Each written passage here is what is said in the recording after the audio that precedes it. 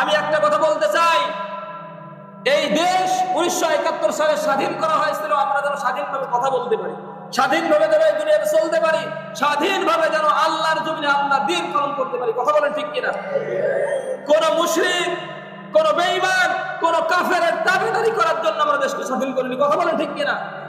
আজকে আমাদেরকে বুঝতে হবে, এখনো পর্যন্ত যারা আমাদেরকে স্বাধীনভাবে কথা বলতে দেয় না, স্বাধীনভাবে দিন পালন করতে দেয় না, আসলে ওই মানুষগুলা দেশের সবচাইতে বড় স্বাধীনতা বিরোধী। কথা বলেন ঠিক না বেঠিক? সুতরাং এই মানুষগুলা যখন দেশ বিরোধী হয়ে দেশের জন্য কাজ করার স্বপ্ন দেখবে, আমরা যদি তাদের স্বপ্ন বাস্তবায়নের জন্য ভূমিকা পালন করি, তাহলে তারা শুধু স্বাধীনতা বিরোধী, দেশ বিরোধী নয়, যারা তাদেরকে সহযোগিতা করবে ওই মানুষগুলা হয়ে যাবে দেশ বিরোধী, স্বাধীনতা বিরোধী। কথা বলেন ঠিক কিনা? সুতরাং আমরা কি দেশ বিরোধী হতে চাই? স্বাধীনতা বিরোধী হতে চাই? সার্বভৌমত্ব ক্ষমতার মালিক কে? সুতরাং ওই আল্লাহকে আমাদেরকে ভয় করে চলতে হবে, দুনিয়ার কাউকে ভয় করলে চলবে না। ইনিল হুকমু ইল্লা লিল্লাহ, আল্লাহ রাব্বুল আলামিন বলেন হুকুম চলবে একমাত্র কার? আলা লাহুল খালকু ওয়াল আমরু, সৃষ্টিদার হুকুম কেবল তারই চলবে, অন্য কারো নয়। সুতরাং আমরা ভয় করব কাকে?